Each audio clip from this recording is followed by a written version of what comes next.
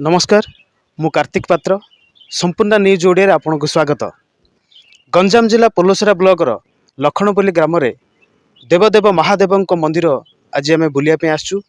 से मंदिर रहस्य से मंदिर महिमा विषय आज आम भगवान भक्त एवं पुजारी पचारि बुझा आसतु। कर्पूर गौरम करुणावतारम संसार सारम भुजगेन्द्रहारम सदा वसंतम हृदयारविंदे भवम भवानी सहितं नमामि। मंदारमाला कलितालकाये कपालमालं गीतसुंदराय दिव्यांबराय च दिगंबराय नमः शिवाय च नमः शिवाय। घालीन लोटांगण वंदीन चरण डोळ्यानी पाहीन रूप तुझे प्रेमे आलिंगन आनंदे पूजन भावे ओवाळीन म्हणे नमा। त्वमेव माता पिता त्वमेव बंधु सखा त्वमेव विद्या द्रविणं त्वमेव सर्वं मम देव कायेन वाचा मनसेन्द्रियर्वा बुद्ध्यात्मना वा प्रकृति स्वभावात् करोमि यज्ञं सकलं परस्मै नारायणायति समर्पयामि। अच्युतं केशवं राम नारायणं कृष्णदामोदरं वासुदेवं हरे श्रीधरं माधवं गोपिका वल्लभं जानकी नायकं रामचन्द्रं भजे। हरे राम राम राम हरे हरे हरे कृष्ण कृष्ण कृष्ण हरे हरे हरे राम राम राम हरे हरे हरे कृष्ण कृष्ण कृष्ण हरे हरे।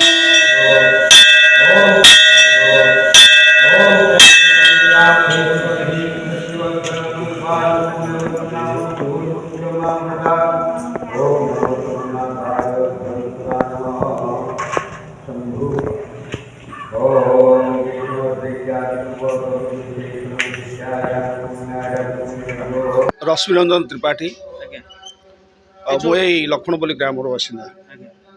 ए जो मंदिर को आपण केते वर्ष ला आसुंदी? मंदिर प्रतिष्ठा परठारू एटी सब आसे मु पूजा करने को आसे। मंदिर पूजक तो अच्छा पूजा कर तत्सत आमर भी जहाँ सब जो पूजा दरकार पड़े से सब करने को आम आसू। अच्छा ए मंदिर आउ कौन महिमा अच्छी महिमा विषय कौन जानते? प्रभुंकर तो महिमा अपार करुणा अपार। ये त्रयंबकेश्वर अकाल मृत्युहरण सर्वव्याधि निवारण श्री सोमनाथ महाप्रभु सर्वत्र विद्यमान भक्तंकर दुख शुणापी प्रभु ये विराजमान। तेणु भक्तंकर आशा पूरण सकाशे एठी प्राय अधिकांश भक्त ये आखपाख अंचल ठारू आरंभ करी प्राय अन्य जिलूर एठी भक्त माने आसंती समागम हुअंती। सेमानकर आशा पूरण होई एठी खुशी मनरे फेरंती। तो प्रभुंकर से करुणा अतुलनीय ताहा वर्णना मध्य करा जाय पारे ना। माने एतिकी अतुलनीय से अतुलनीय कहि होबनी कही हब नहीं ताहा वर्णना भी करी हब नहीं। प्रभुंकर अपार करुणा समस्त भक्त मान प्रति रही अछि आ रहिथिबो मध्य। या कहा जायछि देवंकर देव महादेव महादेवंक विषय किछि मंत्र टिके कहबे कि? वंदे देव उमावती सुर गुरु वंदे जगत कारण वंदे पुन्नगभूषण मृगधरं वंदे पशुनापति वंदे सूर्य शशांक वन्यनयनम वंदे मुकुंद प्रियं वंदे भक्तजनाश्रयं च वरदं वंदे शिवं शंकरं वंदे शिवं शंकरं। जाहु आज आयो आमे लखनपल्ली ग्राम को आसी आमर देवदेव महादेव सोमनाथ मंदिर को आसी बहुत भल लगिला।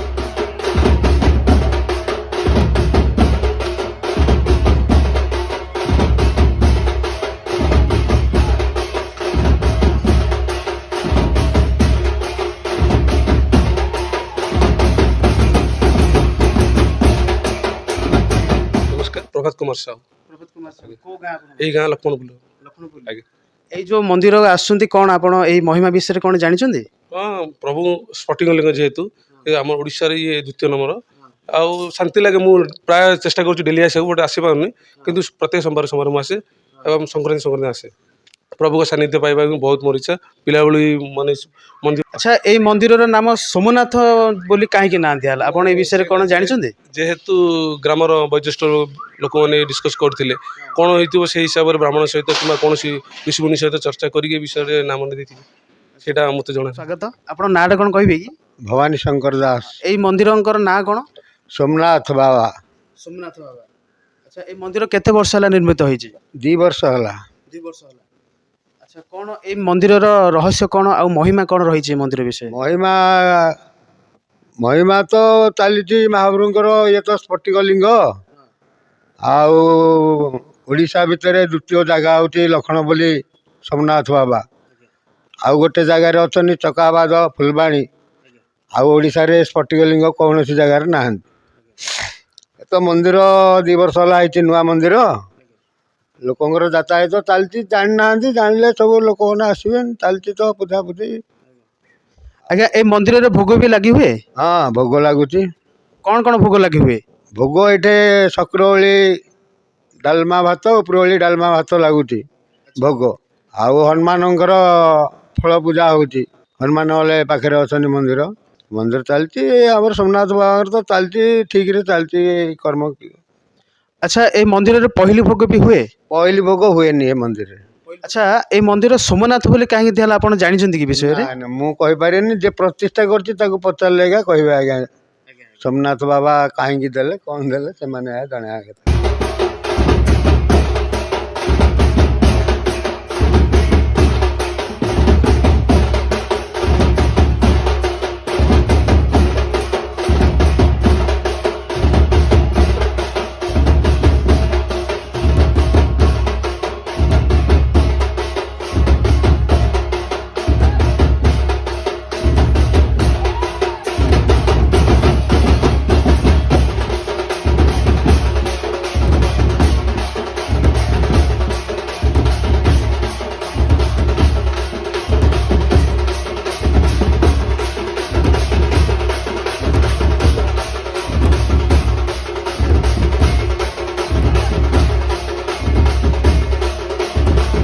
ଆଉ ଜଣ ମାଙ୍କ ଠାରୁ ପଚାରି ବୁଝିବା ସୋମନାଥ ମହାପ୍ରଭୁଙ୍କର କ'ଣ ମହିମା ରହିଛି। ମା ଆପଣଙ୍କର ନାଁ କ'ଣ? ଆମର ସମ୍ପୂର୍ଣ୍ଣ ନ୍ୟୁଜ୍ ଓଡ଼ିଆରେ ଆପଣଙ୍କୁ ସ୍ୱାଗତ। ଆପଣଙ୍କ ନାଁ କ'ଣ କହିଲେ? ଉର୍ମିଳା ସାହୁ। ଉର୍ମିଳା ସାହୁ। କୋଉ ଗାଁ ଆପଣଙ୍କର? ଲକ୍ଷ୍ମଣପଲ୍ଲୀ। ଲକ୍ଷ୍ମଣପଲ୍ଲୀ। ଏଇ ମନ୍ଦିରକୁ କେତେ ବର୍ଷ ହେଲା ଆସୁଛନ୍ତି? 2 ବର୍ଷ ହେଲା। 2 ବର୍ଷ ହେଲା। ଆଉ ଏ ମନ୍ଦିରର ମହିମା ବିଷୟରେ ଆପଣ କ'ଣ ଜାଣିଛନ୍ତି କହିପାରିବେ? ହଁ ମହିମା ଅଛି। ହଁ ଫଟିକ ଲିଙ୍ଗ ମହିମା ଅଛି। ସନ୍ତୁଷ୍ଟ ଲାଗୁଛି। ସନ୍ତୁଷ୍ଟ ଲାଗୁଛି। ଏ ଜାଗା ଏମିତିକାର ଜାଗା ହେବାଟା ବହୁତ କଷ୍ଟ। ଏଇଟା ମନ୍ଦିର ହେବାରେ କେତେ ବର୍ଷ ହେଇଗଲା? 2 ବର୍ଷ ହେଇଗଲା। 2 ବର୍ଷ। ଲକ୍ଷ୍ମୀ ସାହୁ। ଲକ୍ଷ୍ମୀ ସାହୁ କୋଉ ଗାଁ ଆପଣଙ୍କର? ଲକ୍ଷ୍ମଣପଲ୍ଲୀ। ଲକ୍ଷ୍ମଣପଲ୍ଲୀ। ଏଇ ମନ୍ଦିରର ରହସ୍ୟ ବିଷୟରେ ଆପଣ କ'ଣ ଜାଣିଛନ୍ତି? ଏ ମନ୍ଦିର ରହସ୍ୟ ବିଷୟରେ ଏ ମନ୍ଦିର ଫଟିକେଶ୍ୱର ମେତା ମନ୍ଦିର। ଆଉ ଆଙ୍କେ ସୋମନାଥ ବାବା ଆଙ୍କ ପାଖରେ ପୂଜା ବିଧି କଲେ ସବୁ ସଫଳ ହୁଏ। ମୋର ମାନସିକ ଯାହା ଅଛି, ମୁଁ ଯେଉଁ ମାନସିକ କରିଥିଲି ମୋ ମାନସିକ ପୂର୍ଣ୍ଣ ହେଇଛି। ଆଙ୍କେ ପ୍ରତୀକରେ ପ୍ରତିଜ୍ଞା ଦେବତା ଫଟିକ ଲିଙ୍ଗ ସୋମନାଥ ବାବା। ଗଞ୍ଜାମ ଜିଲ୍ଲା ପୋଲସରାରୁ କାର୍ତ୍ତିକ ପାତ୍ରଙ୍କ ରିପୋର୍ଟ, ସମ୍ପୂର୍ଣ୍ଣ ନ୍ୟୁଜ୍ ଓଡ଼ିଆ। ଆମ ସମ୍ପୂର୍ଣ୍ଣ ନ୍ୟୁଜ୍ ଓଡ଼ିଆ ଚ୍ୟାନେଲକୁ ଲାଇକ୍, ସେୟାର ଏଣ୍ଡ ସବସ୍କ୍ରାଇब କରିବାକୁ ଜମାରୁ ଭୁଲିବେ